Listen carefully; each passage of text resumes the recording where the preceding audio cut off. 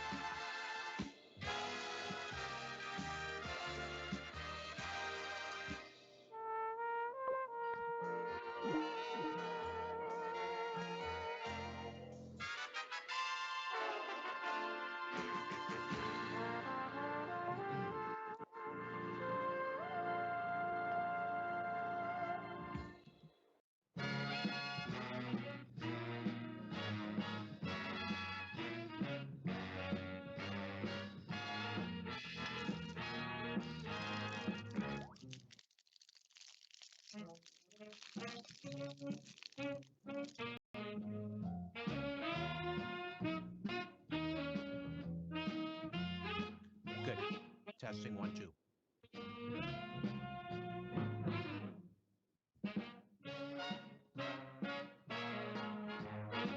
Yes, I can. Loud and clear.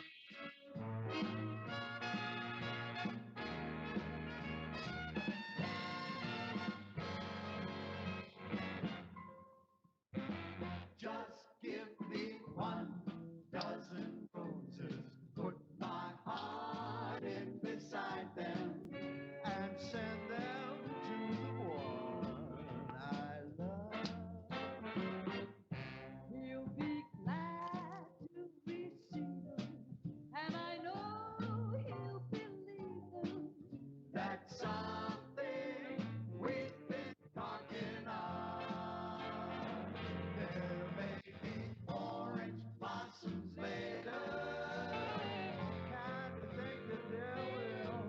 'Cause these are something to me, and my heart won't be still.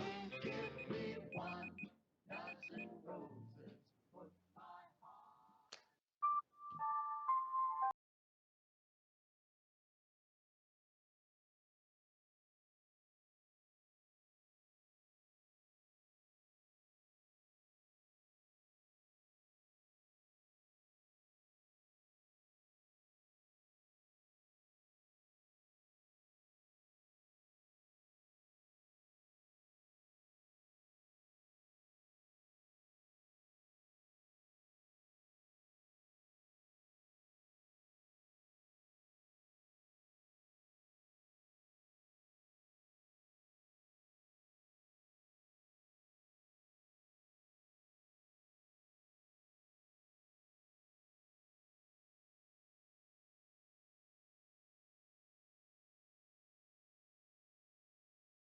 AM 740. And welcome to the Audio Imaginarium. Come on in, weary travelers. Hang your cloak on a peg, grab a stool, and come gather around the fire. There are stories to be told, and you are among friends. I am broadcasting from my lair up in Thornhill, north of Toronto. Ian is behind the big audio board back at Zoomerplex in Liberty Village. Ryan is in his bunker in deepest, darkest East York. He's producing the live stream tonight. And my story producer, Albert, is on assignment. This hour, ask me anything. Open lines. I'll give you the phone numbers right now, and you can get on board at 416. This is the Greater Toronto Area. 416-360-0740. 416-360-0740 in the Greater Toronto Area. And toll free from just about anywhere. 1-866-740-4740. 866-740-4740. Coming up in the next hour, Rosemary Ellen Guiley. And you guessed it, she has another book. She is just remarkable. The last visit with Rosemary, just, was it in September, I think, or maybe the month before? She had a brand new book out. And this one is another Fate anthology from Fate magazine, Fate anthology, and she's compiled it, edited, and contributed some articles to this anthology. It's on UFOs and ETs. Fate presents UFOs and the ET presence. But since this will be our last visit with Rosemary before Halloween, we'll also talk about ghosts and goblins and things that go bump in the night, no doubt. And I'll also carve out some time for you to talk to Rosemary as well. Maybe you have a ghost story you'd like to share. Let's see. Let's just see if you can raise the hackles on the back of my neck with one of your ghost stories.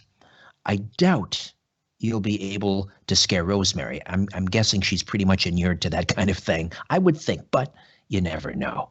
Now, speaking of ghosts, 3 in 5 people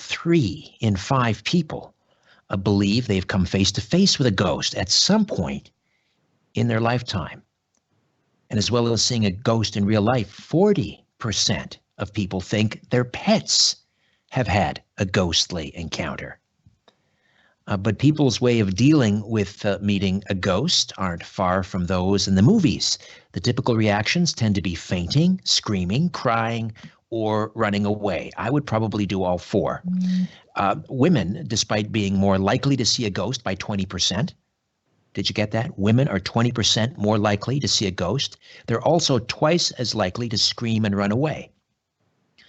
This was a study conducted by one poll, all one word, on behalf of Groupon. I wonder why Groupon would be doing this.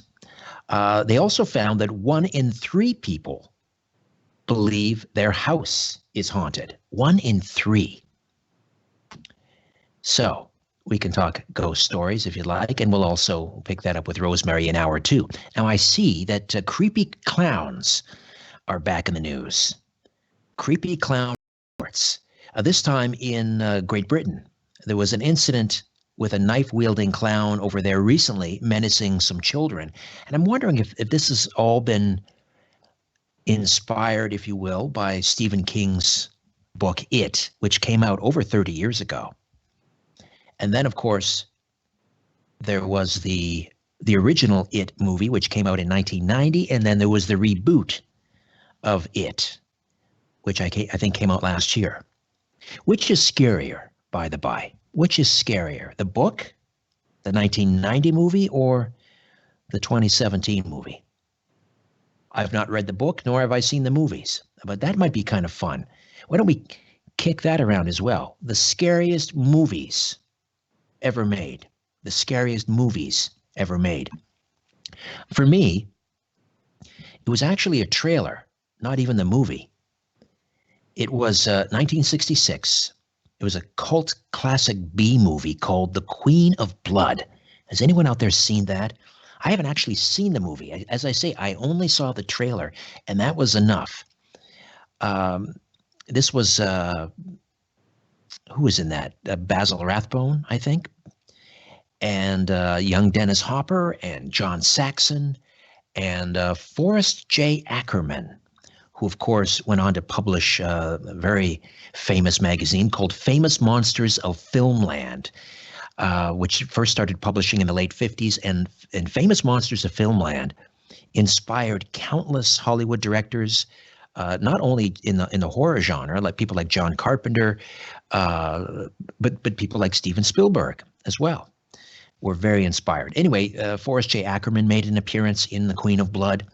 And then there was this lovely Czech actress named Florence Marley, and she played the alien queen, who also happened to be a vampire. And as I say, I saw the trailer. My parents, back in, I think, about 1967, 68, I was 3 or 4 years old. If they wanted to go to the movies, they had to take us us being 5 children with them, usually. Try getting a babysitter for 5 kids. Not that easy. So on this particular night, we piled into the family station wagon, a 1962 Valiant, and my mom and dad went. They wanted to see, it was a Debbie Reynolds, Dick Van Dyke movie called Divorce American Style. I don't know if you remember it. So we went to the Breezes Drive-In in Brantford, or it might have been the Sunset, but I think it was the Breezes Drive-In. And we had a padded, kind of a foam pad in the very back of the station wagon. It was covered with some nice terry cloth, and we piled in there with our pajamas. How exciting was that when you were a child, right? You were going out into the car after dark with your pajamas on. So me and my 4 older siblings piled into the Valiant. Off we went to the Breezes Drive-In, and we were sort of expected just to kind of fall asleep in the back while my mom and dad watched Divorce American Style. Not an inappropriate movie, but not of particular interest to a 4-year-old. But before I fell asleep, of course, they ran the trailers before the main feature. And there it was, The Queen of Blood. And as I say, I've never seen the movie. I'm sure if I did, I would laugh about it now because it looks like it's pretty campy. But for a 3 or 4-year-old, this alien vampire in outer space, I tell you.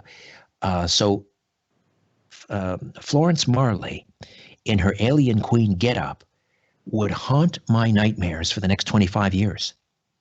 So that was it for me. And later I watched the pilot for a TV series called The Night Stalker. This was the pilot that aired, I think it was like an ABC or NBC night premiere.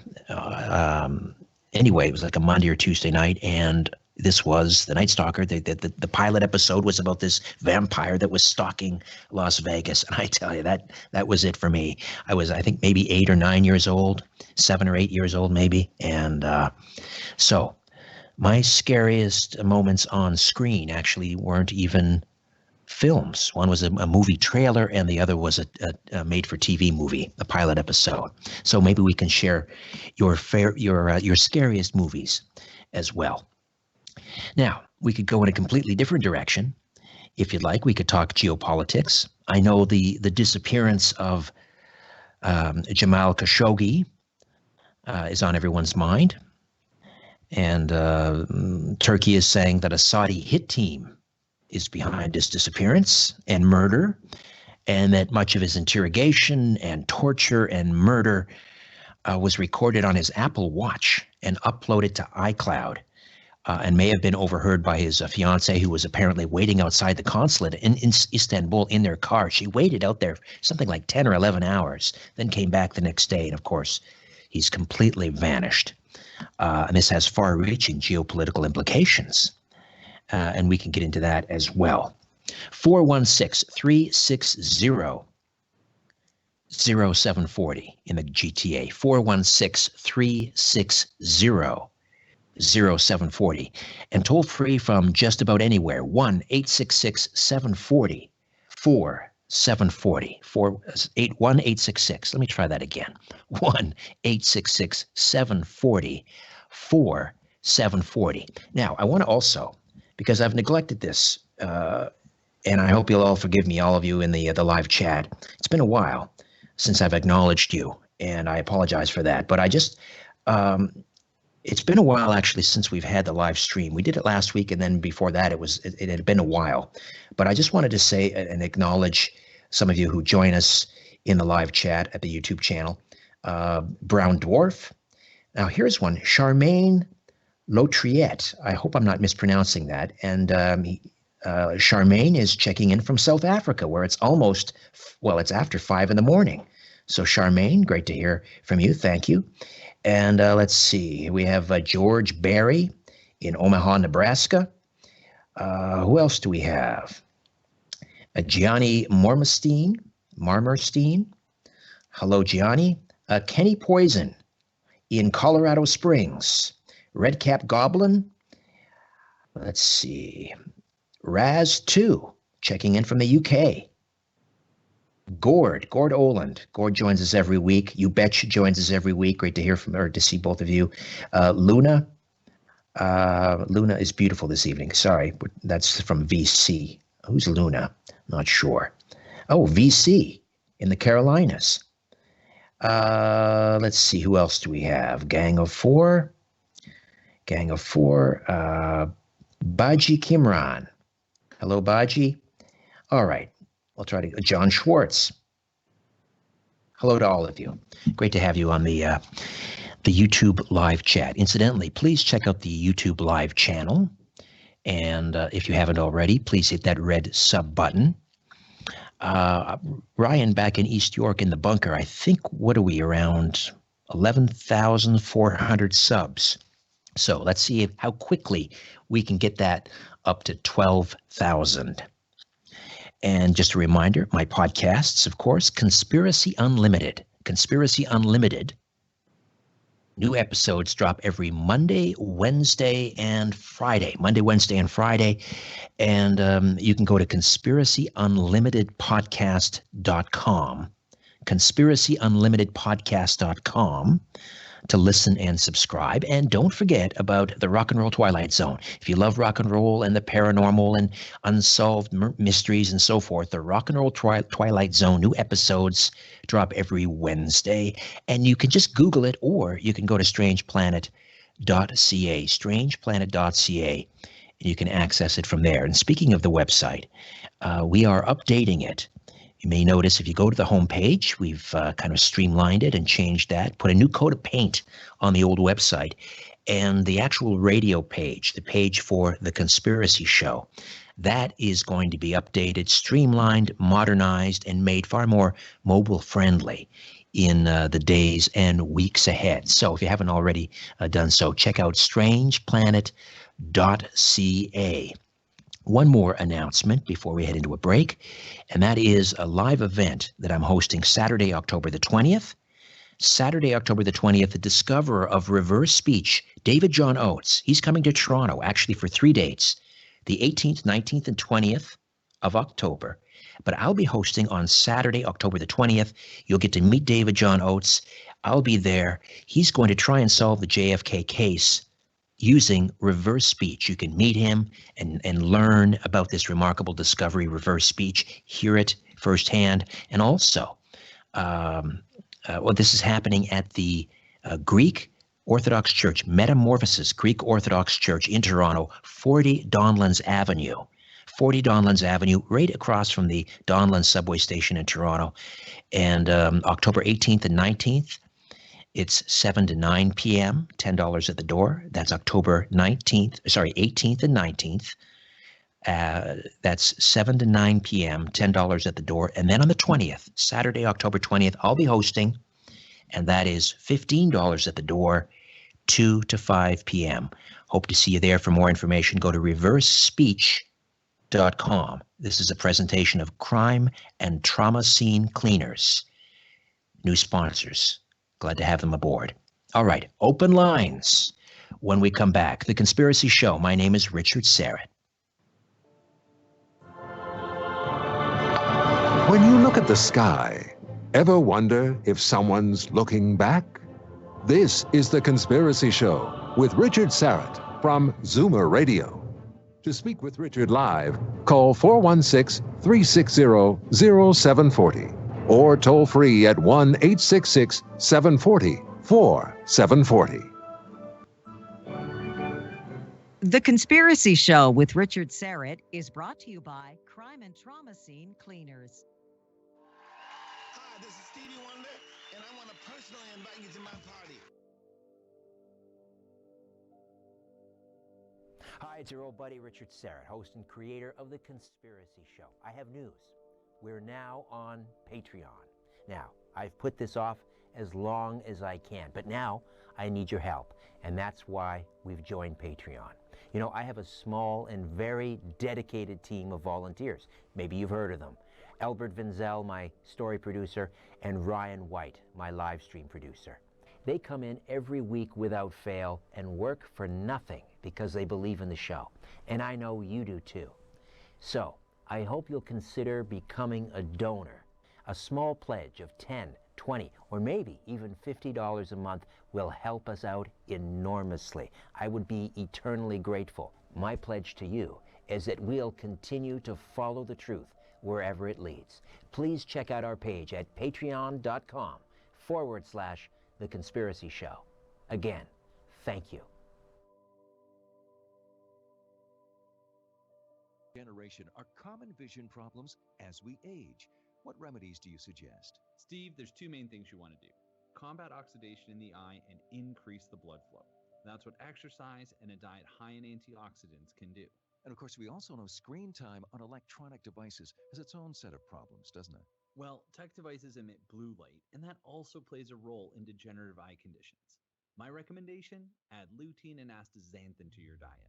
Now, these antioxidants help by reducing the risk of developing cataracts and help maintain eyesight in age-related macular degeneration. Hey, thanks for this, Dr. Beatty. Thank you, Steve. Look for complete vision support formulas OcuForce and OcuBlue from Prairie Naturals. Both contain antioxidants for the maintenance of eye health. OcuForce and OcuBlue, available in natural health stores everywhere. We can all agree that high fees have a negative impact on investment returns. But what if, in your portfolio, fees are the mouse and tax is the elephant? Janice Honeyman, Portfolio Manager at Mackey Research Capital. Death and taxes, right? Well, let's see about that. I'll show you how to defer and control the amount of tax you pay on your investments. Dear CRA, sorry, but we're keeping more of our money this year. To meet with Janice, call 416-860-7781. With a beach for every budget, Sunwing has the most popular Puerto Vallarta Riviera Nayarit resorts to choose from. And with savings of up to 30% on vacations, along with the best price guaranteed and award-winning service, there has never been a better time to vacation better. Puerto Vallarta Riviera Nayarit, Mexico, a world of its own. Book by October 19th with your travel agent or at sunwing.ca.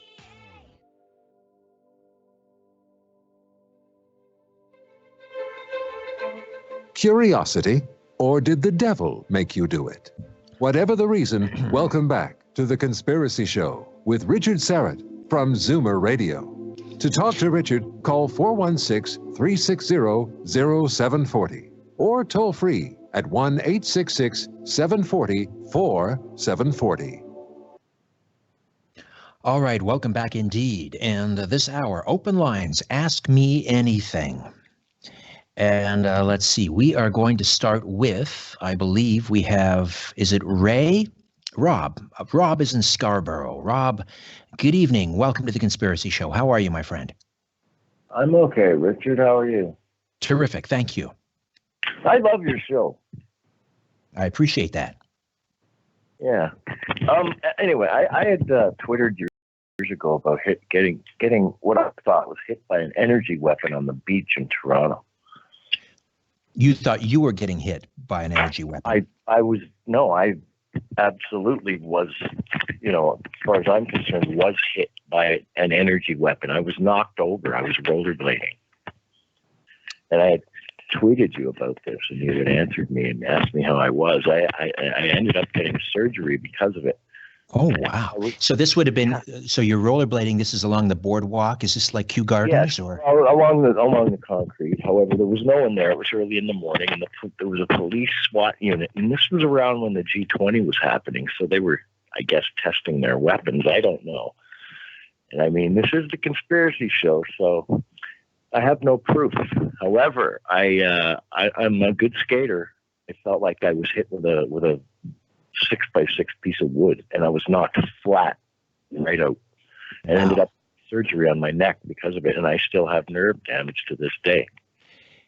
So did you hear anything before you went down? Nothing.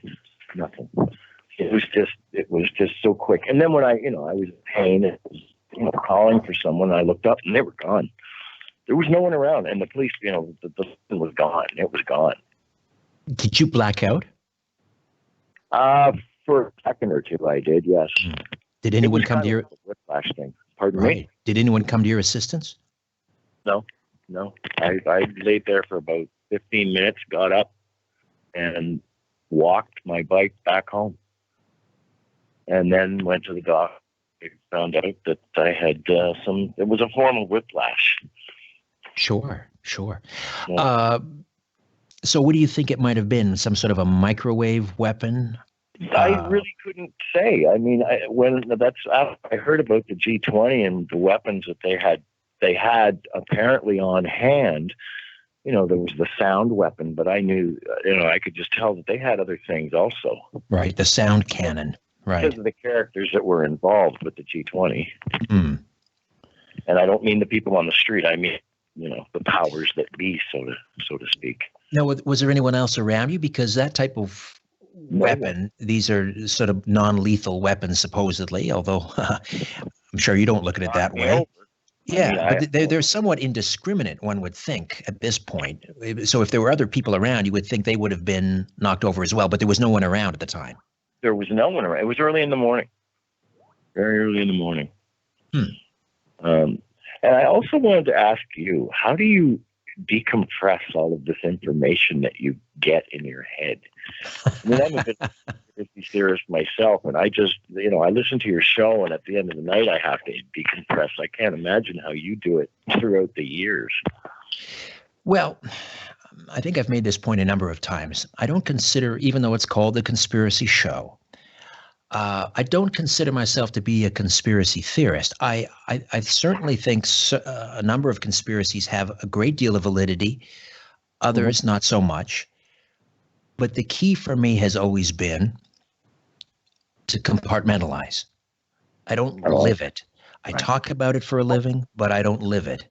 I mean, I'm interested in it, but it doesn't consume my waking hours.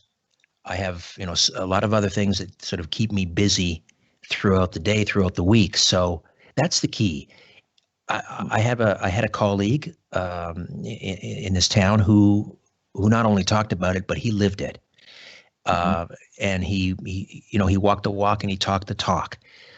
And if he, when we worked at the same radio station, if he were to, I won't say corner me, that sounds unkind, but if we were to meet at the coffee urn and he would start to talk, there was no getting away from him. You basically kissed off 20 minutes of your workday because he was so consumed by it. And I just made a decision at a very, very early on when I started down this path. I wasn't going to let it consume me, and I wouldn't deal with it except primarily when I'm preparing for the show and when I'm on air. So that's pretty much it. All right, listen, Rob. I hope you're fully on the mend. I know you still have some nerve damage, but thank you for sharing that, and I appreciate you calling in from Scarborough. Thank you. Have a good night. You too. All right, we're going to go to my hometown, Brantford, Ontario, on the beautiful Grand River. Hunter. Hello, Hunter. Welcome. Good evening, Richard. How are you? Oh, not too bad. I'm kind of looking for help with something that I want to see fly if I can. Since the beginning of the summer, I've been trying to get how do I put this? So I'm trying to get a line to the federal liberals about a suggestion that I have for to solve their pipeline problem. And I just can't get any cooperation from anybody. You think I was trying to smuggle an atom bomb through the back door or something. It's just insane. Well, maybe you should try going across the floor and try the Conservatives. Maybe they might be a little more open to it. And who knows? They may be forming the next government in about 1 year's time. I don't know. I've got a bad taste in my mouth from things from the past with that. I really don't want to go in that direction if I can help it. You don't want to go in the conservative direction if you can help it? No, not at all. Well, what if they end up forming the next government? I mean, well, I don't even know. I don't really want to think about it, and I don't even know what to say about that. I'm really hoping that's not the case, but I think that trying to solve a problem from the end, I'm trying to take it from right now is more important than that. I don't see why I'm getting that kind of reaction from everyone.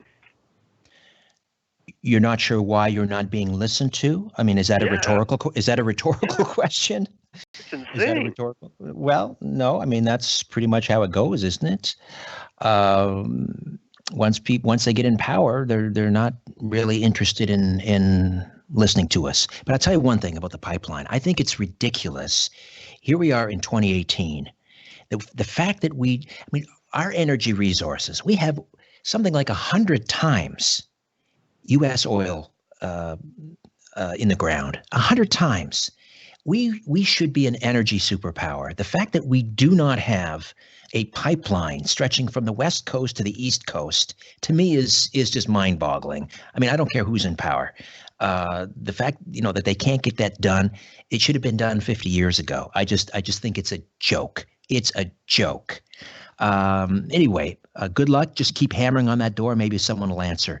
Great to hear from you, Hunter. Is there any way that, if you were to come across someone that could possibly steer me in some direction that you could get a hold of me? Because it's just been in my head, and my idea is so simple. If I can get it across and we're actually viable, then it might save a lot of people a lot of headaches. Well, have you tried your MP? Yeah, but I actually know our MP down here. I went to high school with him, but he's conservative. Right. Okay. All right. Well, what did he think of your idea? Oh, I haven't let the cat out of the bag. I don't want to do that. I don't want somebody else. If it actually were to fly, I don't want anybody else taking help me out with the word I'm looking for. Credit. Yeah. I Okay. don't want that to happen. Well, Hunter, all I can say, I have no other, I don't have any secret, remedies for you. You just got to try all the regular channels. All right. Good luck with that. Keith is in Mississauga, wants to share a scary story. Hey, Keith. How are you? Terrific. How are you? Not too bad for an old fella. My story goes way back to preteens when I lived in Ottawa. And before you were 16, you had to get somebody to buy your ticket after 6 o'clock in the evening, 6 p.m. And at the Center Theater on Spark Street, they were playing The Mummy's Tomb. Oh. And I got a person to buy my ticket, and I think it was a quarter. We'll say a quarter. And then you could hide in the theater and from the ushers and all that. But you saved your shoes by putting clips on them at that time. You didn't buy new. Money was short, so what you did was put a clip on it and take them to the shoe store and get a clip on it. And my mother said when I got to Albert Street and Lyon Street, where I lived on Lyon and Laurier, she could hear me running down the street with my clips. Because you were so scared. Yeah. Now, who was in The Mummy's Tomb? And I ran like a deer, and I could run like a deer. Who was in that movie? Oh, Boris Karloff. Oh, I of course. believe. Of course. Yeah, Boris Karloff. He was the first monster back in the 40s, wasn't he? Well, he played the monster. He played Frankenstein's monster. The cowboy that was the bad guy in some of the westerns. He became. He was in a couple of times. He was in once, but I think I remember Boris Karloff. Boris Karloff, Lon Chaney, of course, Lon Chaney Jr., who played the Wolfman, and Bela Lugosi, all the greats. All the greats from back in the 30s and 40s. Now, it's funny when you look back at those movies, they seem so innocent and so charming. And now what do we have? We have these gory, horrific slash 'em type movies. I hope we can get back to those old charming horror films again. That played the mummies. The mummy was the first guy I remember was the guy that played Stony Brook in the B westerns. Ah, yes, right. And that was him. But another scary movie, and I think it was between the 60s and the 70s. It was the first one that came out. They made a second one later on. Was the Texas Chainsaw Massacre. Yeah, that just never did it for me. Those types of movies, and that one wasn't anywhere near as gory as some of the ones that are out today. But Old Leatherface certainly was a. I don't know. Haunting a lot of people. A scary movie. Certainly it was. Whenever you think of it, it could happen. It probably has. Listen, Keith, great to hear from you. Thanks for checking in from Mississauga. We'll come back. More Ask Me Anything. Open lines on The Conspiracy Show, 416-360-0740. Toll free from out of town, 1-866-740-4740. Keeping an eye on the New World Order. This is The Conspiracy Show with Richard Sarrett from Zoomer Radio. To speak with Richard, call 416-360-0740 or toll free 1-866-740-4740. Did you know there's a high-dose flu vaccine available free of charge for people 65 years of age and over this fall? Already got mine. Flu High Dose. My healthcare provider recommended High Dose because it offers me 24% better protection against the flu than Fluzone's standard dose. Show off. 65 and over? Ask your healthcare provider about Fluzone High Dose or learn more at fluhd.ca. Vaccination does not provide 100% protection. Side effects and allergic reactions may occur. Talk to your doctor or pharmacist to see if this vaccine is right for you. It was the soundtrack of a generation. Michael Jackson, Madonna, Lionel Richie, In Excess, and more. Flato Markham Theater is proud to present The Ultimate 80s Show, a decade of hits from some of the greatest rock and pop stars of all time. An unforgettable 90-minute tribute with music and dance by If you love rock George. and roll and you love mysteries, you're going to enjoy my podcast, The Rock and Roll Twilight Zone with Richard Sarrett. New episodes drop every Wednesday at midnight. 12 a.m. Eastern. It's part of the Jericho Network, as in Chris Jericho, the wrestler from WWE. Check it out, The Rock and Roll Twilight Zone with Richard Sarrett. It's now available on Spotify. You can also access it through my website, strangeplanet.ca. The Rock and Roll Twilight Zone with Richard Sarrett.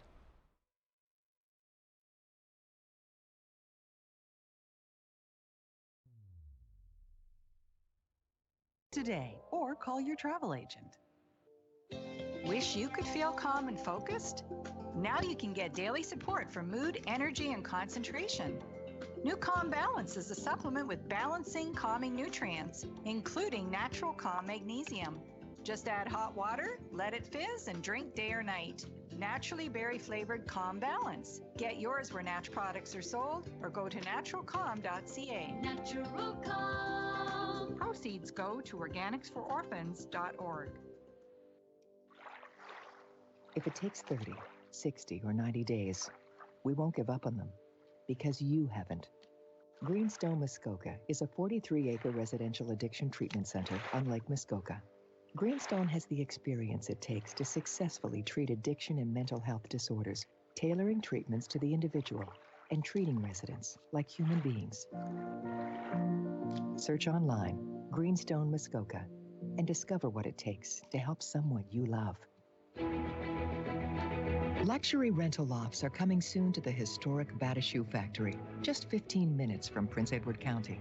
Upscale loft-inspired interiors, up to 13-foot ceilings, rooftop patio with stunning views of the Trent Severn Waterway and Batawa Ski Hill. Minutes from the amenities of Quinte West, Belleville, and Prince Edward County. Batawa Lofts. Register now at livebatawa.com.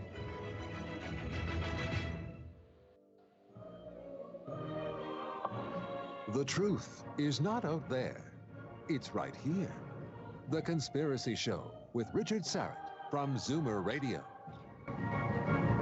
Rosemary Ellen Guiley will join us in the second hour. She has a new book, Fate Presents UFOs and the ET Presence, but we'll also talk about ghosts and goblins and things that go bump in the night. And we'll carve out some time for you to speak to Rosemary as well. Right now, we continue on with open lines. Ask me anything. Let's go to Toronto and say hi to Mary. Hello, Mary. You are on the air. Hello. Hi there. I have actually seen a ghost. You have? In my own apartment. And the apartment was an unusual one because it... Oh, did we lose? Oh, sorry, Mary, you cut out there. Try that again. Sorry. The apartment was an unusual one in that it was on 2 floors. Okay. And there was sort of like a little corner nook and I had a fern plant in there. And I decided, I'm going to bed. And directly across from the fern plant, on the other side of the room, I had a little night light that I had on in the living room. I walked halfway over to the light, and I don't know why. Something said, turn around. And I turned around, and I saw the shoulders down to about the knees. I think I would say it was a monk because of the robe he had on, and it was a dark brown, and it was tied in the middle with a white rope. That sounds like a monk. Yeah, I don't know whether it'd be an abbot or a monk, but I'm assuming it was a monk. Right. And I looked at it, and I thought, what the heck? I went over, and I turned out the light, and I went on upstairs, and I went to bed. Now, somebody said to me, weren't you frightened? And I said, no, for the simple reason, if it had been there all this time, it would have certainly done something before now. But I've never seen it again. Was this a full-on apparition, head to toe, or was it somewhat transparent? What did it look like? It was absolutely, no, it's just from the neck down to the knees. Ah. There was nothing underneath it to show the head, legs, or feet, or anything on the floor. I never saw a head. Interesting. But I saw the hands, how they folded into their sleeves. Yes. The hands were folded into the sleeves, and it had this white rope with a crucifix hanging down. That was the one and only time you saw it? One and only time. And did you ever investigate the history of this apartment building?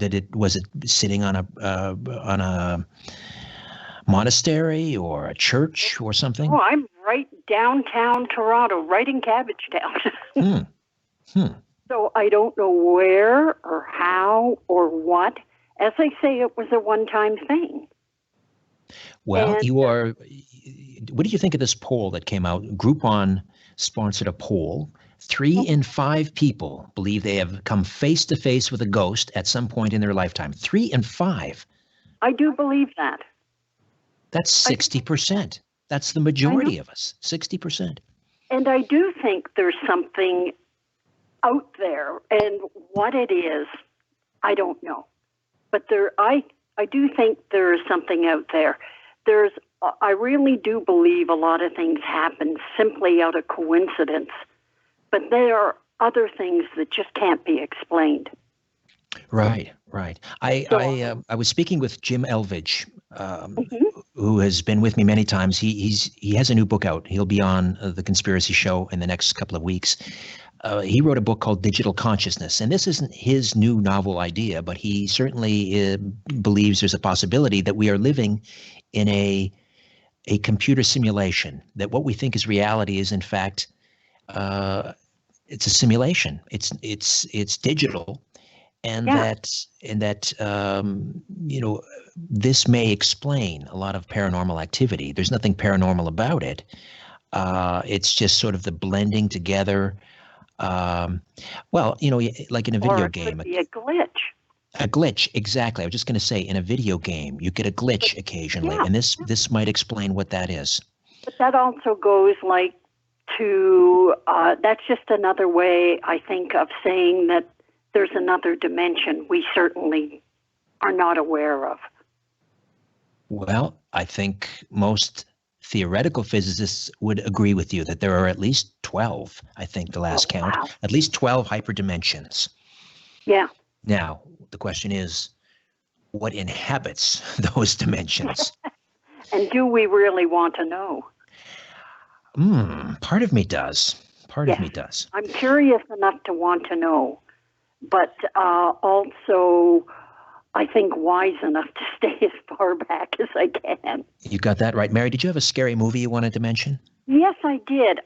It was a movie that I saw as a child. It was called The Haunting of Hill House. Oh, yes. And it was in black and white with Julie Harris was in it, Russ Tamlin, Claire Bloom.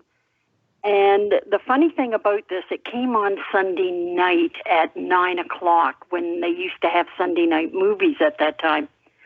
And I got through the first part of it, and I went upstairs and I woke my brother up because we were home alone, and I was the oldest.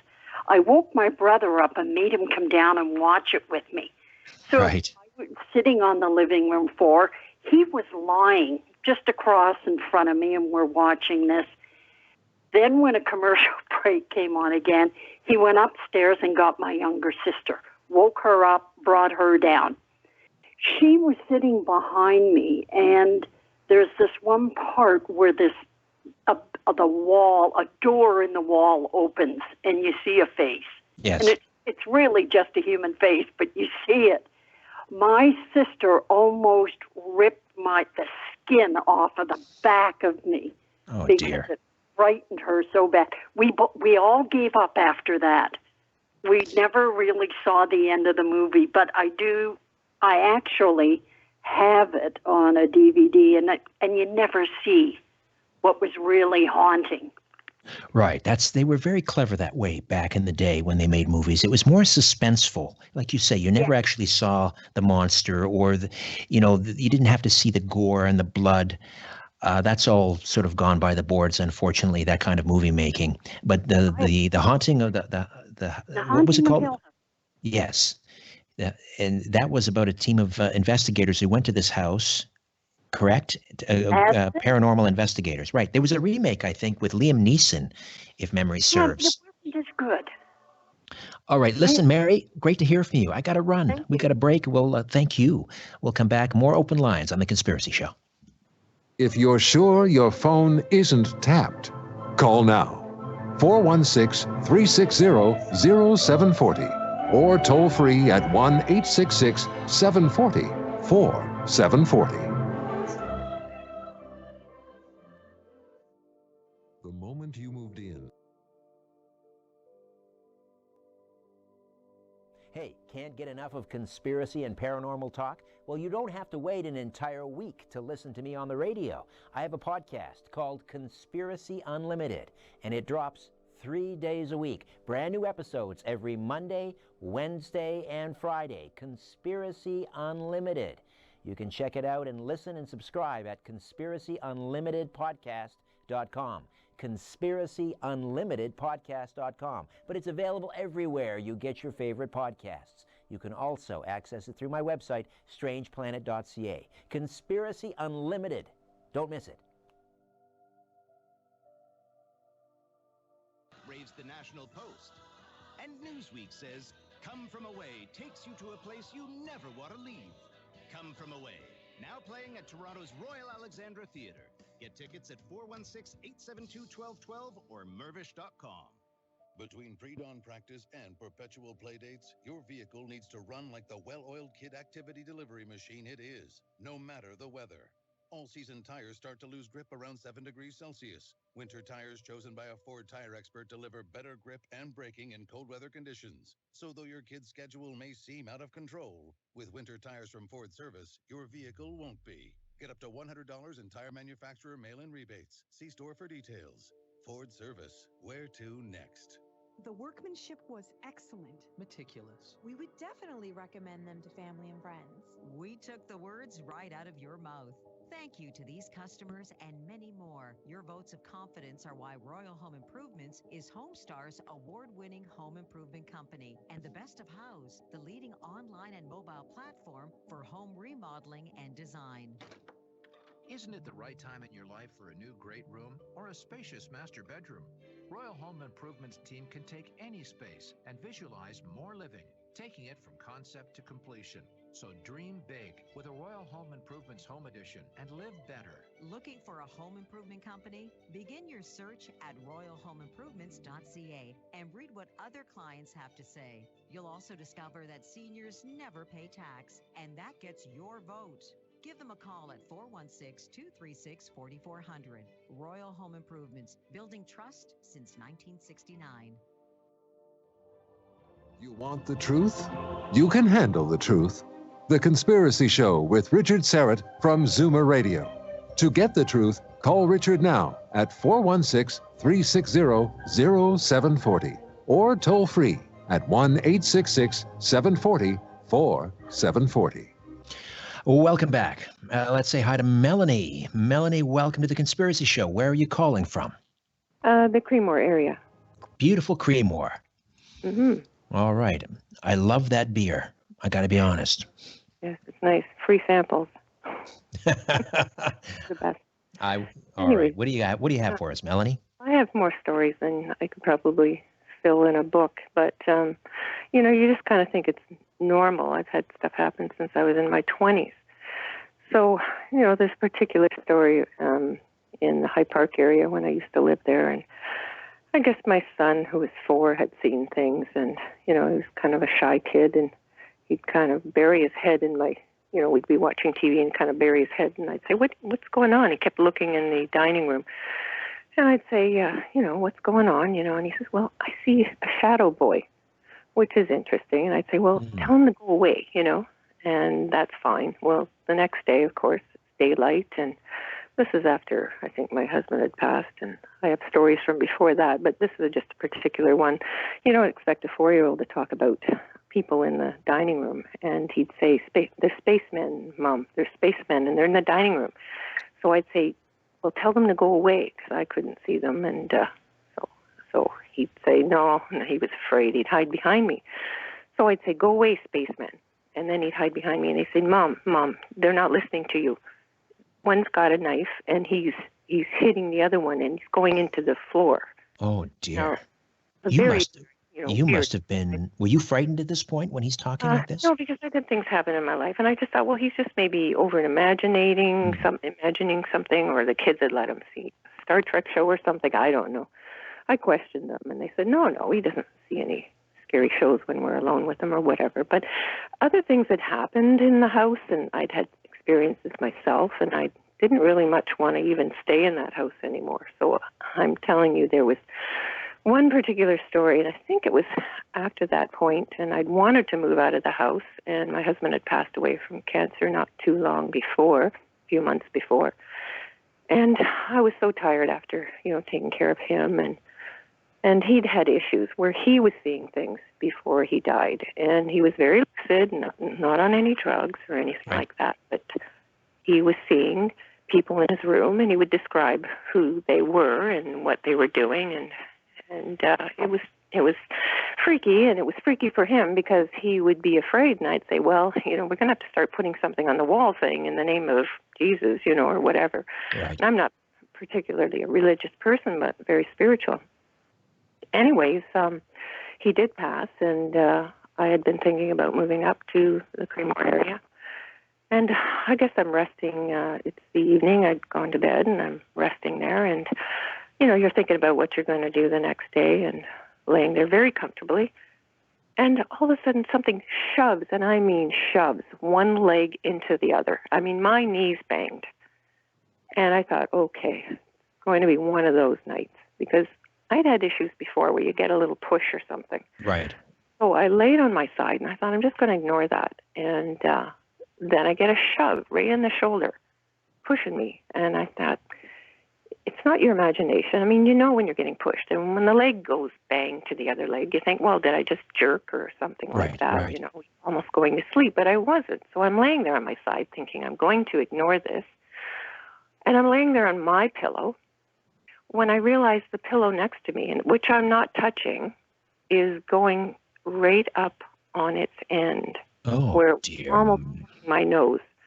And I just sat up, got the lights on, and I didn't sleep all night. And I never slept in that room until we moved after that. So that's one story. But I have a million. I mean, I've had things fly off shelves for no reason and whatever. And I moved up north to a really lovely old home, and I thought, well, I'll have it kind of blessed or cleared or whatever. I didn't want any issues with certain energies. And what did you use? Sage or sweetgrass, or what did you do? No, I just had a little lady that used to do clearing and energy work, and she was an ordained minister and whatever. And did it help? Well, I was moving into this new house, So I didn't really have an issue with the new house, but I wanted to make sure it wasn't going to be like the old house. Mm-hmm. So, right. And as I say, I can tell you stories about things appearing out of nowhere also, but that's other stories. So this particular house is a beautiful old house, 140 years old. And my grandmother had passed. This is just one particular story in this house. I never felt anything untoward in this home. I love this home. And one particular night, I'm doing research because I work in real estate. Anyways, I was doing some research to see what my grandmother's house might be worth, and I piled up all my MLS listings on the left side of the bed. It's a great big queen bed, and I put it on the floor in a pile, a nice, neat pile. And my son that night had decided he was going to sleep in the hallway outside my room because that's where the air conditioner was. And it's a big old house, and it's hot upstairs. So I thought, that's fine. My door is shut.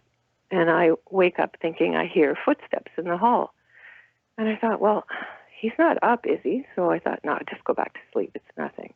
And maybe 10, 20 minutes later, I wake up again, I hear footsteps. And I'm thinking, well, I'm not a very good mom if I don't get up and see what's going on. Right. So I can hear him. He's a heavy breather. He's a mouth breather. He's only like 8 at the time. He's on his sleeping bag, and he's kind of snoring, and I thought, well, it's not him, I don't think. So I went down the hall, looked around, and I looked back up the hall, and I thought, well, I'm going to creep back, and I'm going to kind of stand around him and see, is there a creak of the floor if I'm standing where he's laying and he's been rolling around or something? And it wasn't, I couldn't identify it. Well, I go back into my bedroom, and, I'd just gotten out of the bed on the right side of the bed, thrown all the covers back, and stepped onto the, to the right side of the bed and around to get out to the hall to see him. Well, when I came back into the room, I went, didn't turn any lights on. I went to go crawl back in bed, and my MLS papers are all over my bed. Oh, wow. All over my bed. So it's like, okay, pick them all up, put them neat. And I said, well, okay, acknowledge, somebody's presence. You can leave me alone now. And that's one particular story. I have another one. And as I said, my husband had passed years before, and I wasn't here, maybe a year or so. And I thought, okay, I have a stepsister's going to come over and do a wall mural for me.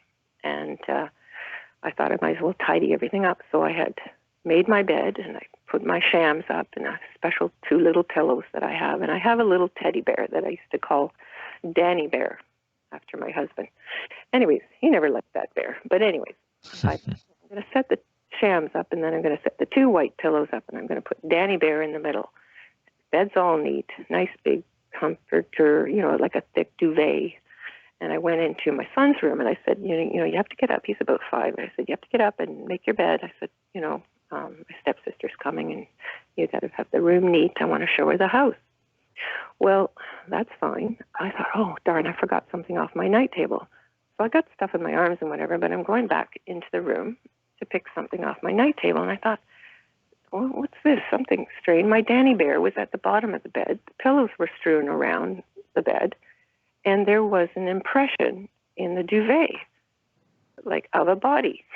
I just thought, okay, Dan, if it's you, you could have at least waited until I came back to bed. And that's all I said. What can you do? You're very nonchalant about it. What can you do? Well, I have to, because I've had things happen. This is not a black and white world, is it?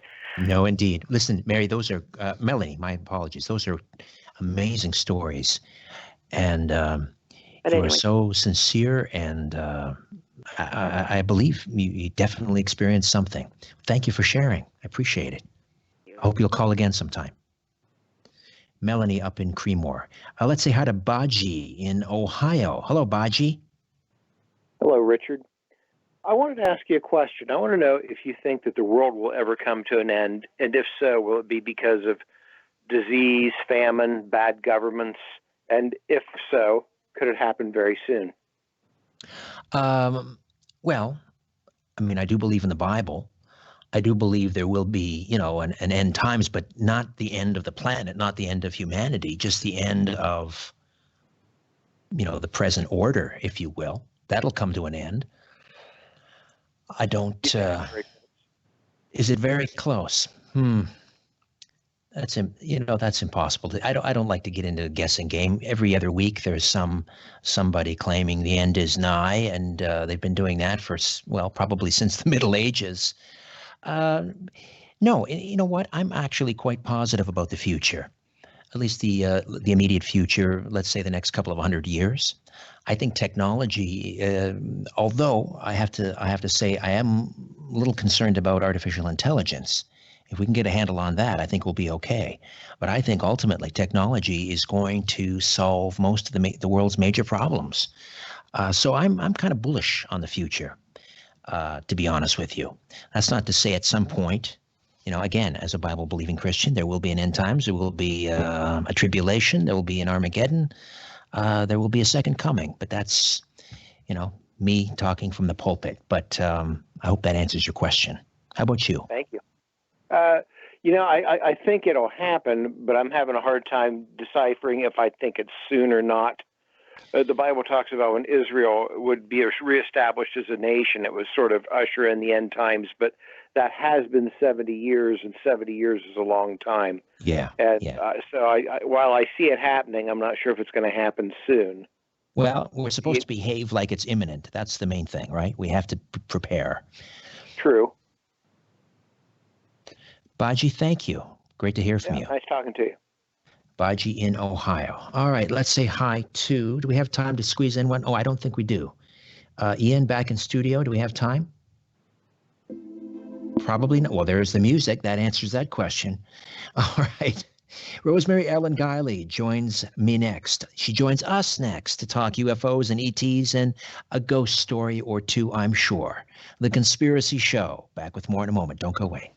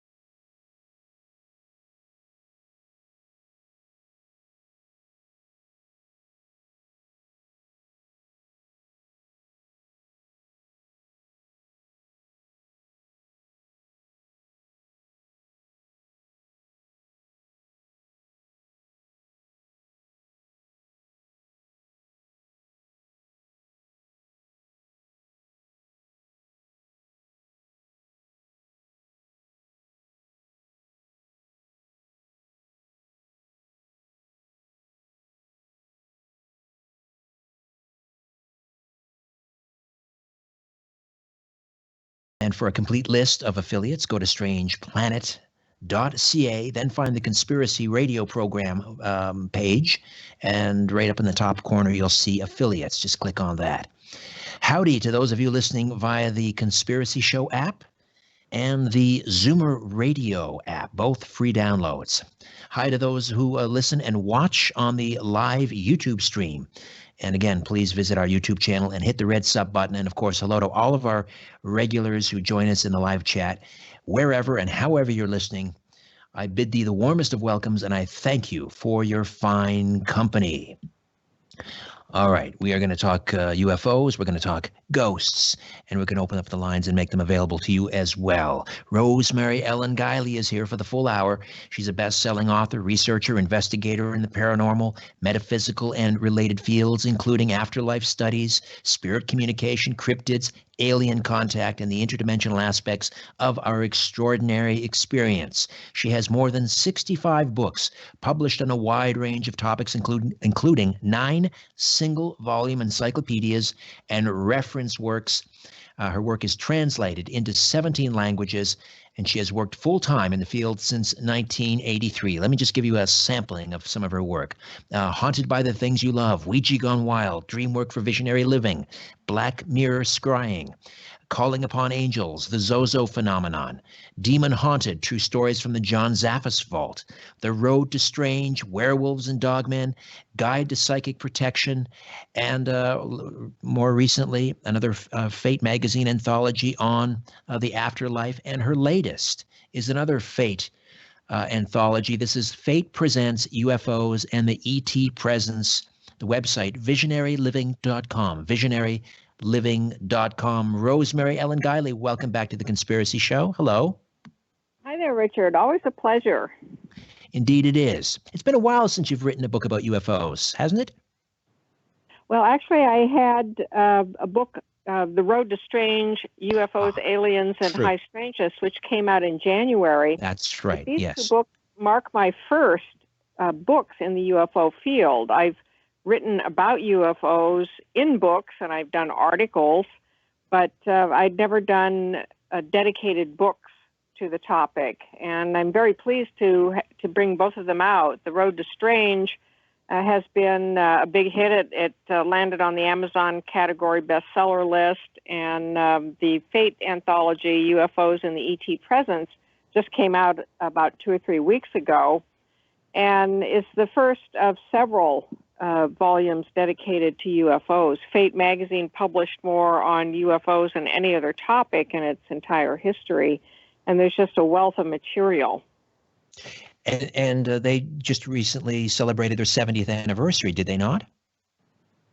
Let's see, that would be, yes, because the magazine was launched in 1948 on the heels of Kenneth Arnold's historic sighting of the flying discs over Mount Rainier in 1947, which is credited with launching the modern UFO era. And over the course of time, experts in all the fields of the paranormal, Fortean research, cryptids, UFOs, metaphysics, afterlife research, leading experts have written for Fate, and more than 1,000 articles are in the vault. Now, I've been associated with Fate in various capacities since the early 90s. Started out as a writer, then a columnist, and a consulting editor. Now I'm executive editor. And one of the things that I wanted to do was provide a new showcase for this treasure of information that is still relevant today. The articles have historical significance. They contain information that is just as applicable today as it was whenever the article was written. And this is a good way to get Fate introduced to a new audience, including people who have been subscribers over the years. Well, just let me just read from the table of contents to give people a sense of who wrote articles about UFOs for Fate, and these are included in the anthology. Rosemary Ellen Guiley has compiled, edited, and contributed some articles. But we mentioned Kenneth Arnold. There's an article in there from Kenneth Arnold. There's one from John Keel, of course, from the Mothman prophecies. John Keel has written at least one article. J. Allen Hynek has an article. Brad Steiger, of course, who we just lost recently. Now, I notice here Alan Spraggett, which is interesting because Alan Spraggett was a Toronto broadcaster who I believe at one time had a late night show at CFRB where I toiled for many years. Let me see, who else? We have Kevin Randall, of course, and Paula Harris. I mean, this is just Ingo Swann, for crying out loud, on remote viewing UFOs and extraterrestrials. This is really a veritable who's who, some real heavyweights. All of these people have contributed articles. I wanted to ask you about an article that you submitted, and this has to do with why science should investigate the evidence for ET visitation. And I just wanted to give you a few minutes to kind of recap that article and make your case for any scientists out there that are listening. Well, of course, various experts have made the pitch that science should pay more attention to UFOs, and I'm also in excellent company in this anthology because J. Allen Hynek has a piece to that effect as well. And as you know, before we get to my piece, Hynek started out as a skeptic, as a debunker, working for Project Sign and Project Blue Book for the Air Force, looking at cases and collecting evidence, and became a convert himself. And so what we ran in Fate was a letter that he sent to Science magazine saying, you know, scientists really have the wrong take on UFOs when they say that people are mistaken, they're hallucinating, they're crackpots and things like that. Well, years later, I interviewed some people who had just published an article about ET visitation. Is it possible for ETs to visit Earth? And I interviewed James Deardorff, Hal Puthoff, and Bruce Maccabee about their opinions about science and the ET visitation question. You know, is there a logical explanation for ETs traveling a great distance to be able to visit Earth? And personally, I think a lot of them are coming from interdimensional areas, not extraterrestrial responses. But it's a Q&A, and they talk about how polarized opinions are in science about ufology, and that really hasn't changed over the years, despite the anecdotal evidence that has piled up, the eyewitness accounts, even declassified documents from the government. Science still remains very polarized over the question of whether or not we're being visited, and even if we are being visited, how we're being visited, how it's possible. So it was kind of an eye-opening interview Q&A with these gentlemen who are all big names in the field in science, and some of their candid replies about the ridicule factor in ufology, and that crops up over and over again. I just spoke at the Western Connecticut UFO conference yesterday, Richard, and my talk drew upon this book and On the Road to Strange and some other of the work that I've done about strange cases and how do we explain them when the rules of logic don't apply. And the eyewitnesses who are routinely called crackpots, or they were supposedly drunk, or they imagined things. In other words, they've got a problem, and so therefore their experience needs to be dismissed out of hand. It just goes on, and it's mind-boggling. Indeed it is. The one of the conundrums, I think, for a scientist is, I mean, how do you even approach this topic? Because, again, you've done an excellent job in sifting through almost 800 issues, I think, that Fate has published since over the last 70 years. So, I mean, I don't know how long this took you to compile all of these and find these jewels that you've included in the anthology. But when you look down the table of contents, I mean, it's it illustrates perfectly how complicated this whole issue is. You've got a Nazi component. There's an article in there about the Nazis and UFOs. You've got cryptids with the Mothman, and people also report Bigfoot sightings in conjunction with UFOs. You've got Ingo Swann talking about remote viewing, and a number of people have talked about the psychic connection between ETs and themselves and so forth. It's just so complicated. I don't even know how we begin to study this thing from a scientific point of view. Well, it is rather daunting, and one of the things that Maccabee, Deerdorf, and Puthoff addressed in the interview piece that I did with them was the extraterrestrial hypothesis. And that really took center stage in early ufology. It hasn't gone away by any means, but the extraterrestrial hypothesis, in other words, how do we explain scientifically these visitations?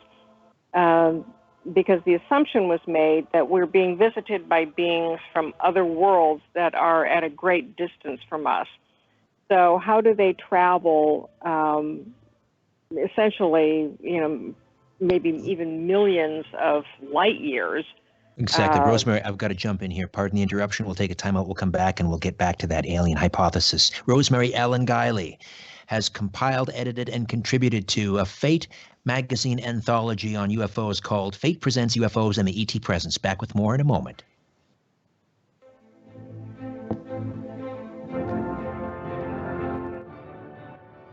You're listening to The Conspiracy Show with Richard Serrett from Zoomer Radio.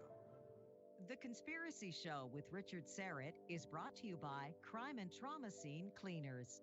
Imagine if you had a gateway into the unconscious mind, the ability to discover the truth and what people around you are really thinking. Now's your chance. Crime and Trauma Scene Cleaners is proud to present for the first.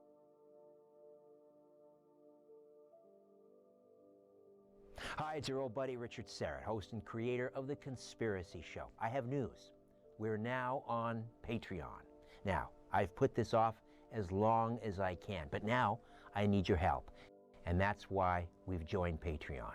You know, I have a small and very dedicated team of volunteers. Maybe you've heard of them. Albert Vinzel, my story producer, and Ryan White, my live stream producer. They come in every week without fail and work for nothing because they believe in the show. And I know you do too. So, I hope you'll consider becoming a donor. A small pledge of $10, $20, or maybe even $50 a month will help us out enormously. I would be eternally grateful. My pledge to you is that we'll continue to follow the truth wherever it leads. Please check out our page at patreon.com/The Conspiracy Show. Again, thank you. The Burlington Performing Arts Center. Tony Danza, Standards and Story. Tickets are on sale now at burlingtonpac.ca. Zoomer Hits, Ryu Hotels and Resorts, and Sunwing.ca, giving you chance after chance to win a 7-night all-inclusive vacation for two at Ryu Montego Bay or the Ryu Palace Tropical Bay in beautiful sunny Jamaica. Keep listening. When you hear the sound of the Zoomer Hits jet, be one of the first 3 callers at 416-360-0740, and you'll qualify for a chance to fly away to Jamaica with Sunwing.ca and Zoomer Hits. Where there's smoke, there's The Conspiracy Show with Richard Serrett from Zoomer Radio. Welcome back. Rosemary Ellen Guiley is with us, and her new project is an anthology from Fate magazine. Fate Presents UFOs and the ET Presence. She has compiled, edited, and contributed articles to this anthology. And we were talking about the alien hypothesis and how to explain how, if we are being visited by extraterrestrial civilizations, how they could arrive here on this planet from vast, unimaginable distances, perhaps hundreds of thousands of light years away. And this has been a real stumbling block in ufology for a long time. I really think the extraterrestrial hypothesis should be set aside, and that we concentrate on looking for other explanations.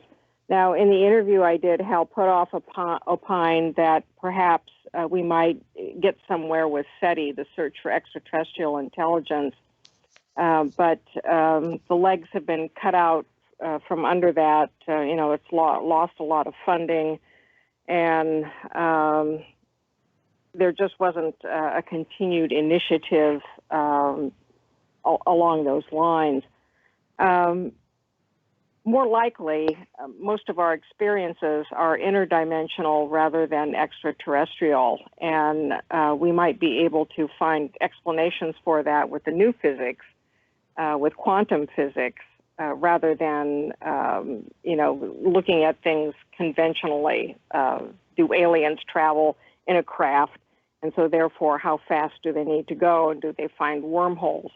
I believe that these beings that we're calling extraterrestrials, many of them don't come from other planets. They come from parallel universes and dimensions that are very close to the one we're living in. And we're looking at situations where there are gaps in the interdimensional boundaries, and we have these breakthroughs when we have visitations, and that applies to other things as well. It certainly could apply to mysterious creatures, for example, and even ghosts and hauntings.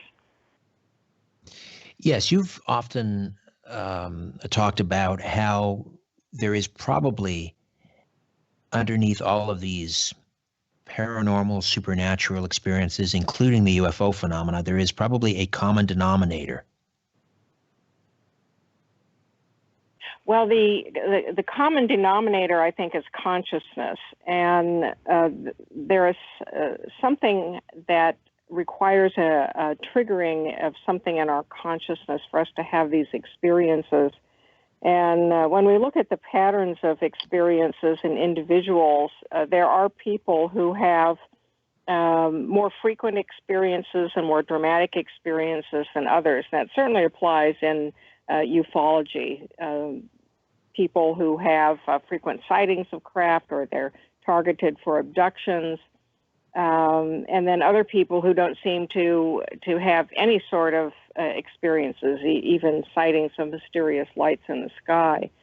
And research, there has been indication that government in the U.S. has been conducting research for a long time on the psychic factor, looking for genetic markers for certain psychic traits that indicate a predisposition to having certain kinds of experiences, including the UFO experience, and that this marker might be enhanced through, literally through breeding, and that they have found volunteers to have their DNA tested for these certain markers.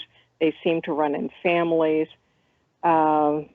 Not much is known about these programs. I did a column, I have an occasional column on onstellar.com called UFO Underground, and I did report on that earlier in the spring, and I think some other ufologists have also reported on it as well. And this could be the path that secretly agencies, government agencies, are really pursuing in trying to understand the whole visitation question. And maybe there's even a distraction given to the public for us to continue to think on one level that they're still flying around in physical craft, when in fact it's an interdimensional, even beyond linear time kind of experience that's closely connected to human states of consciousness. Well, that's interesting. And you mentioned that maybe, we have to stop thinking about them as being these mechanical, physical craft, which leads me actually to a chapter from Brad Steiger that's included in the anthology, Are UFOs Alive? What is that about? What did Brad Steiger, the late great Brad Steiger, mean when he asked that question? Are UFOs alive? Well, there are two articles on that. John White also did an article on living UFOs based on the work of Trevor James Constable, who was probably the first person in the field, and Steiger references him, and also another man, Fay Clark, who was very influential upon Steiger and his thinking, that what we're looking at in the sky are not hard craft like an automobile might be or an airplane, but living organisms that can exist in our atmosphere, and that they're intelligent and sentient, and they have the capability of shape-shifting and morphing as well. And interestingly, you know how fiction and science fiction especially sometimes precedes what science does and what popular thinking turns to.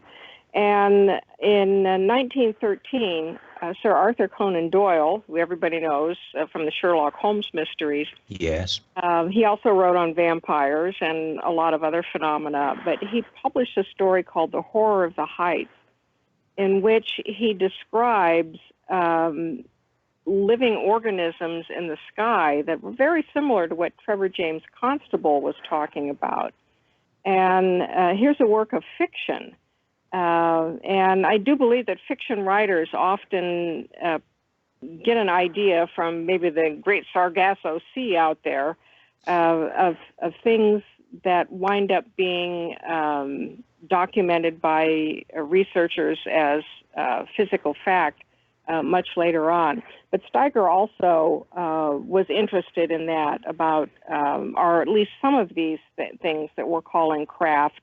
Are they living organisms? And might this be why we don't have the nuts and bolts that so many ufologists have looked for?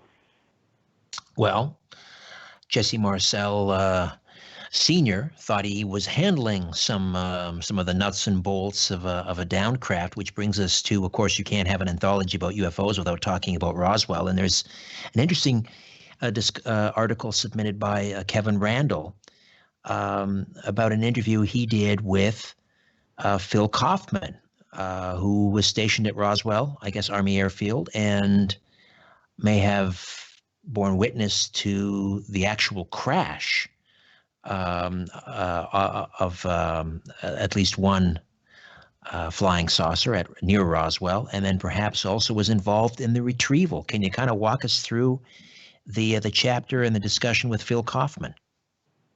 Well, it's an interesting case because, as Kevin Randall puts it, this might be like the last witness to Roswell. And yes, we do have evidence of physical craft. So, my feeling is that we can't categorize UFOs as all of one thing or another. The fact that they seem to be so elusive might point to an interdimensional consciousness, perhaps morphing living organism sort of thing, but then we do have evidence of physical craft as well. Well, Kaufman was in the Air Force and was stationed at Roswell, and he said that at the time of the incident, this unknown craft, registered on radar and was tracked as it kind of looped around in the sky. And when it exploded on crashing, it sent off an incredible burst of EMF energy, electromagnetic energy, and that the craft came down in what's now known as the Hubcorn farm, private property, which was not the site that so many researchers believe that the debris was actually located. And I did actually go to the Hubcorn site myself some years ago. And he said that that he was one of the ones who went out there, and he said the craft was triangular in shape with rounded corners. It was about 15 to 20 feet wide at the widest part, and there was a dead alien sitting propped up against a rock a short distance away from the craft, and he was very unsettled by it. It was diminutive, with humanoid in appearance. It had a head larger than a human head, and in its death pose, it had a very serene look on its face, like it had just found the ultimate peace. And there was something about the expression on this alien's face that just unsettled him greatly. And that the bodies were all taken away, and the debris, of course, were all taken away. Well, Kevin Randall did quite a bit of research around Kaufman's story, and he did cover some inconsistencies that Kaufman changed some details in his story from time to time, and that a lot of it could not be corroborated. But nonetheless, it's another piece of important eyewitness account around one of the greatest mysteries in ufology. Of course, Kaufman passed away in 2001. So as you say, perhaps one of the last witnesses, and now even the children of the witnesses at Roswell are getting on. So as Don Schmidt likes to say, we are really in a race against the Undertaker. At this point, I don't know that we'll ever find out definitively what happened at Roswell. Do you? Probably not. And even as documents get declassified, it's still a selective declassification.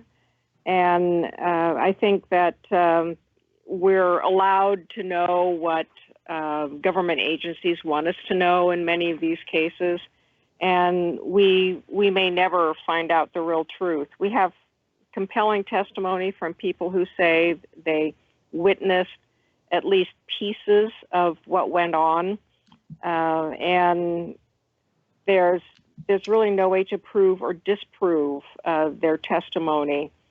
The idea that we have had alien crashes certainly is plausible, that if there are beings in physical craft visiting, there would be accidents, just like we have air accidents. And are these completely cleaned up by government agencies? That's the big question. There's also an interview with Dr. Jacques Vallee included in the anthology.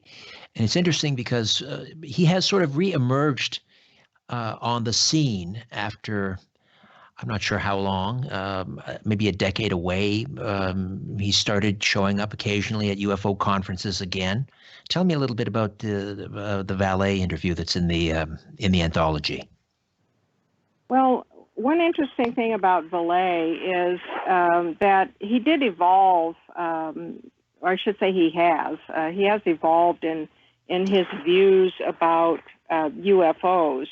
And for example, he was an early critic of John Keel's, and Keel came out with a lot of really radical ideas in the early 70s in books like Operation Trojan Horse and Disneyland of the Gods, arguing against the extraterrestrial hypothesis that what we're really dealing with is an interdimensional phenomenon, and that alien beings are tapping into our consciousness and they're playing around with us. Right. And Keel took a very dark view on this, and for that he was roundly criticized as a crackpot by ufologists, and Vallee was one of his critics. And then within a couple of decades, Vallee came around to a lot of the same viewpoints, that there was there is an alien intelligence that is able to interact with us in ways that the extraterrestrial hypothesis can't explain. He wrote a book called Messengers of Deception. People are not stupid. You know, they know what they see, and science should pay more attention to what the eyewitnesses are describing. And Hynek went through a similar evolution of thinking, and I think it's good to point that out, because there are researchers in the field who get wedded to a viewpoint, and they stick to that viewpoint no matter what evidence is discovered, and then look for, increasingly ridiculous ways to stick to that viewpoint, when in fact we really do need to be able to change our theories and our opinions as the evidence advances. Right. You mentioned John Keel, and he came to believe that there was sort of a sinister agenda. And you mentioned that Dr. Vallee sort of came around to that way of thinking because he wrote a book called Messengers of Deception. And I don't know where Dr. Vallee is right now in his thinking. Does he still believe that? Do you know that there may be kind of a sinister agenda with ETs? Well, as far as I know, I don't think we've heard much from him recently, but that was the evolution of his thinking. And he examined a lot of the abduction cases. We really didn't have a whole lot of literature on the abduction cases until the 70s and 80s, even though abduction cases were taking place before that. Just look at the Tahunga Canyon cases from the 50s in Los Angeles and in Brazil. And I have Scott Corrales documenting the Brazilian cases, including the Vias Boas case, which was very famous. And so some researchers have come to that conclusion about the deception end of it, that the way these encounters take place and the way human beings are kind of played with and manipulated and led to think certain things about the aliens, that there may be a lot of deception going on. Keel's opinion was that, hey, there's nothing we can do about it. There's a cosmic trickster at work, and we're just victims of it. We'll never really know the answers. And I think we will know the answers at some point. We'll take a time out here, Rosemary. Stay with us. Fate Magazine presents UFOs and the ET Presence. Back with more of The Conspiracy Show. Don't go away. This is no place for the naive or the faint-hearted. The Conspiracy Show with Richard Serrett from Zoomer Radio. When last we met on... Hey, if you love rock and roll and you love mysteries, you're going to enjoy my podcast, The Rock and Roll Twilight Zone with Richard Serrett. New episodes drop every Wednesday at midnight, 12 a.m. Eastern. It's part of the Jericho Network, as in Chris Jericho, the wrestler from WWE. Check it out, The Rock and Roll Twilight Zone with Richard Serrett. It's now available on Spotify. You can also access it through my website, strangeplanet.ca. The Rock and Roll Twilight Zone with Richard Serrett. Conjures up images of beautiful beaches, lush landscapes, and that warm aloha spirit. Each Hawaiian island is different. Canadians love Maui's leisurely pace and small-town feel. And for outdoor adventure and world-class golf, the island of Hawaii has it, and so much more. Where do you go for inspiration? GoHawaii.com. Visit today or call your travel agent. Why is getting a 2018 Ford F-150 the smart choice? For starters, it wins with best-in-class towing, payload, and fuel efficiency. Plus, it's part of Canada's best-selling line of trucks for 52 years. Need more reasons? How about the Ford Smart Choice event? Get 0% purchase financing for 72 months. Plus, until October 31st, eligible Costco members get an additional $1,000 on select new 2018 models. Visit your local Ford store or Ford.ca for details. Hello, Jack Armstrong here. You know, I see a lot of bad calls in basketball, but none as bad as the calls people make when it comes to recycling. I mean, yesterday I saw a lady toss a garden hose in a recycling. I tell her, get that garbage out of here. Then some guy chucks his old blue jeans in the blue bin. Get that garbage out of here. Come on, folks. Make the right call and recycle right. Learn what goes where at toronto.ca/recycle right. A message from my pals at the City of Toronto. The truth is not out there. It's right here. The Conspiracy Show with Richard Sarrett from Zoomer Radio. Hey, welcome back. Hey, incidentally, if you want to help support the show, we are now on Patreon. So check out our page on Patreon, patreon.com, and just search The Conspiracy Show. Rosemary Ellen Guiley stays with us, and we'll continue to talk about UFOs, but we should also touch on other areas, aspects of the paranormal. We are approaching Halloween, of course, and we won't get a chance to speak with Rosemary before Halloween. Incidentally, what's happening this year with you in Halloween? Do you have a big paranormal conference or a big investigation going on? Well, every year I go to Salem, very close to Halloween, and I'm there for a number of events. I do my big Black Mirror scrying event the weekend before Halloween, and we do the balls. Joe and I are part of a crew for a Dumb Supper event, which is a meal for honoring the dead. So we're there for almost a week. And then on Halloween night itself, I'm going to participate in the Ghost to Ghost special on Coast to Coast. That's a classic. And have you had any unusual experiences at Salem over the years? Salem is quite haunted, and I did a book called Haunted Salem, where I spent a great deal of time there and investigated a lot of the haunted spots. And there's a lot of residual phenomena which I have experienced that really goes back to the old witchcraft trials from 1692. And the remnants of that are still in town. I think there was such an emotional intensity around that witch craze.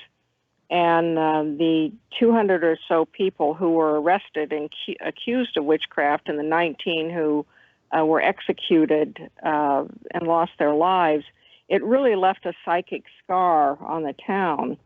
And the ghosts of some of those victims are still about in the restaurants and shops. The main part of Salem has underground tunnels that connect a lot of the shops, and those tunnels are haunted. And some of the outlying areas around town are as well.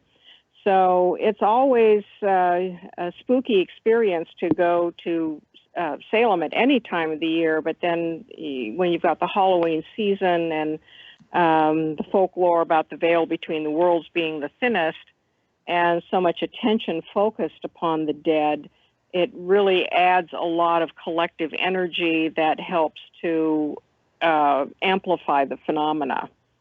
So that is true, that on Halloween, the veil that separates this world from the netherworld or the other side is at its thinnest. Does that mean that spirit communication,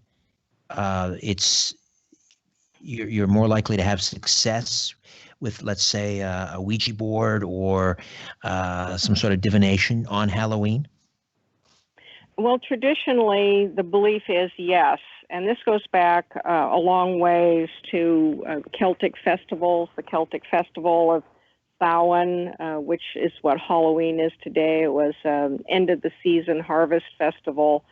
And there were beliefs centuries ago that at this time there's a shift in the boundaries, in the veil, and that the dead are able to come into the world of the living. And so all of these customs arose for dealing with the spirits who had kind of a night out on the town, so to speak. And there would be rituals to placate the dead, to communicate with the dead, give food offerings, and wear disguises so that spirits could be tricked and that they wouldn't follow you home, for example. And these customs have survived in many ways over the years. They've become our trick-or-treating customs that evolved over rituals of going to ask for food for the dead. and our parties and other rituals for honoring the dead at this time originally were intended to keep the dead at bay, that they would be in the world of the living during this time, but they would want to be encouraged to go back to their world at the end of it. And today, we have a lot of rituals for communicating with the dead through seances and with various devices, including the Ouija board, rituals to honor the dead like the Dumb Supper, which is one of my favorites. And then the Black Mirror event that I do is using black mirrors for the purpose of contacting the dead. And people do have communication. They do make contact. And for many people, it's a surprise. They might try it because they're a little on the skeptical side. They just want to see what happens. And for other people, they really come seeking contact because they want to convey a message or get a message or have some kind of closure. How does Black Mirror scrying work? It's a piece of glass that's painted or coated black on the reverse side, and so it becomes a dully reflecting mirror. It's shiny and it will reflect things, not as well as a silvered mirror. But when it's positioned properly in dim light, it becomes like a blank slate, like a chalkboard. And when you gaze into it in dim light, that fatigues the physical eyes, and the black mirror then takes on a consciousness-altering property of becoming like a doorway to the astral plane or the other world, a bridge world where we can solicit communication with the dead. And this also goes back to ancient times when the Greeks used shiny surfaces to contact the spirit world and to withdraw into dark places for the same purpose as well. All right, Rosemary, I've got to take a time out. We'll come back. We'll continue to touch on that, some more UFO topics as well. We'll also open up the phone lines, questions, comments for Rosemary Ellen Guiley, 416-360-0740, 1-866-740-4740. When in doubt, blame the government. You're listening to The Conspiracy Show with Richard Serrett from Zoomer Radio. Celebrate Day Weekend with the Irish. Hey, can't get enough of conspiracy and paranormal talk? Well, you don't have to wait an entire week to listen to me on the radio. I have a podcast called Conspiracy Unlimited, and it drops 3 days a week. Brand new episodes every Monday, Wednesday, and Friday. Conspiracy Unlimited. You can check it out and listen and subscribe at conspiracyunlimitedpodcast.com. conspiracyunlimitedpodcast.com. But it's available everywhere you get your favorite podcasts. You can also access it through my website, strangeplanet.ca. Conspiracy Unlimited. Don't miss it. Tune in and join me, Marilyn Weston, and my team and get it straight from a woman's perspective this Saturday morning at 8 exclusively here on Zoomer Radio. The event you've been waiting for is almost here. It's the Acura 3-day sales event with some of the absolute best offers of the year.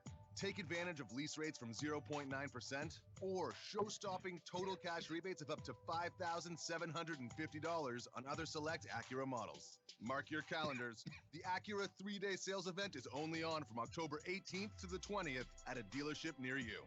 Acura. Precision, crafted performance. Questions about your furnace? Call in Reliance Home Comfort. Vivian asks, can a new furnace really help me save on energy costs? It really can, Vivian.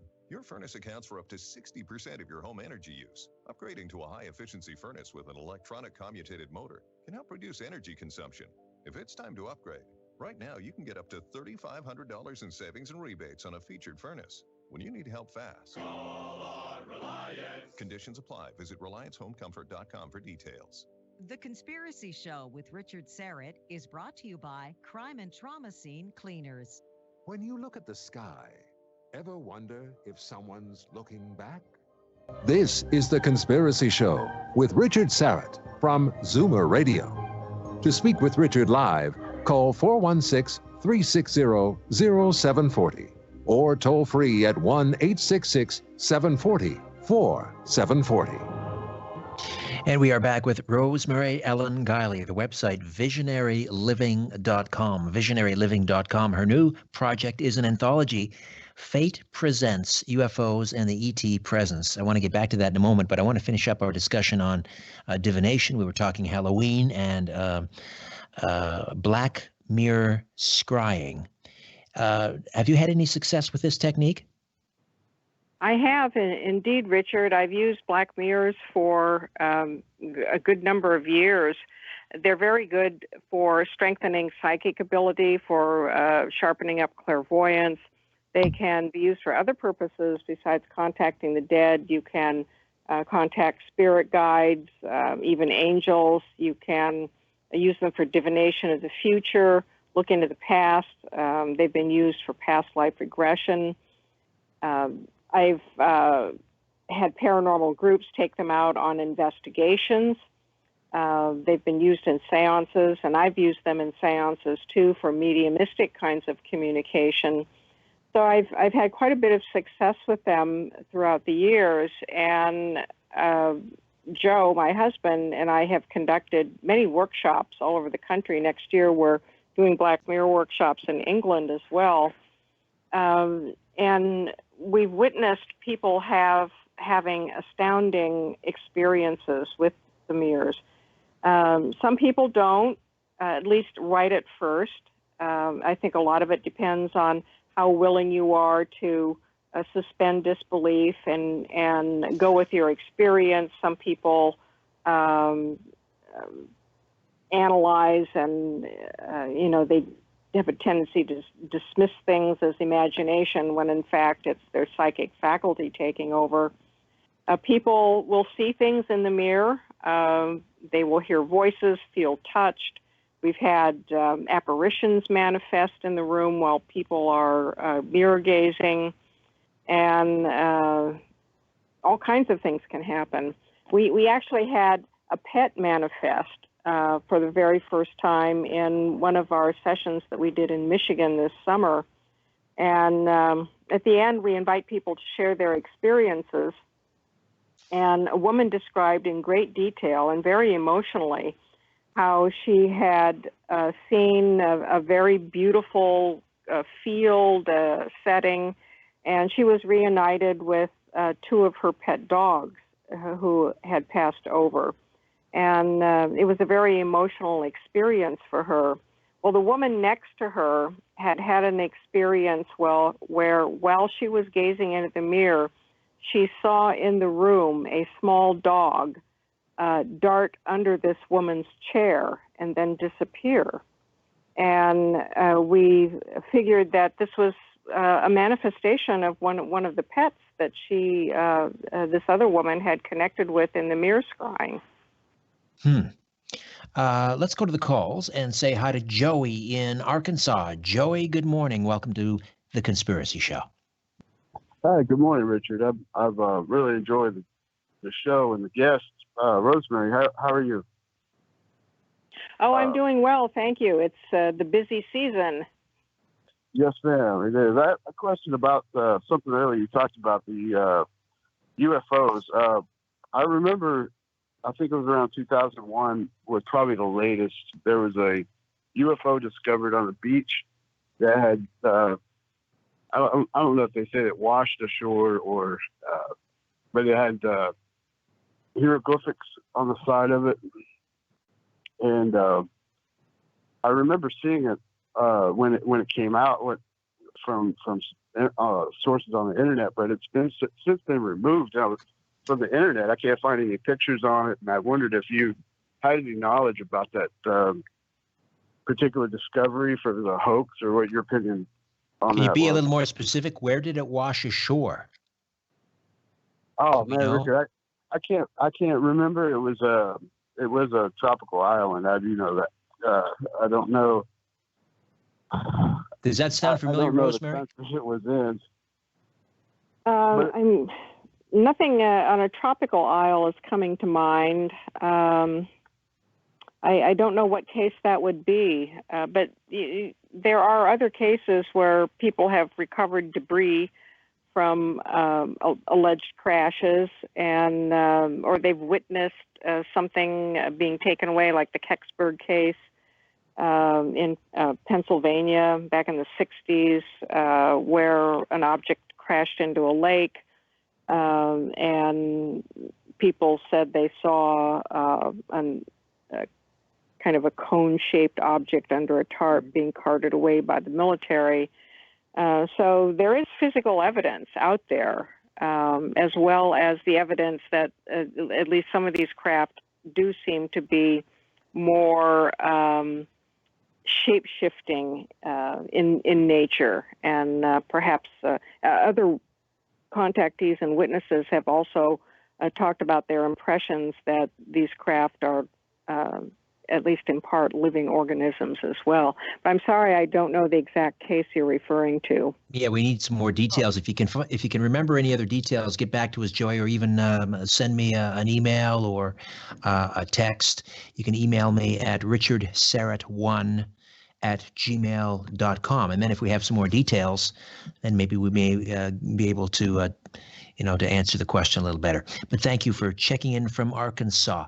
Well, speaking of physical evidence, there is, and you dedicate a chapter about this in the anthology, Fate Presents UFOs and the ET Presence, and that has to do with angel hair, or something that looks like almost like a cobweb, as if these crafts are ejecting something out of the craft. Talk to me about angel hair. This goes back to the 1950s. It seemed to be kind of that seemed to be kind of a hot period for this discussion on angel hair, because we don't hear an awful lot about it now.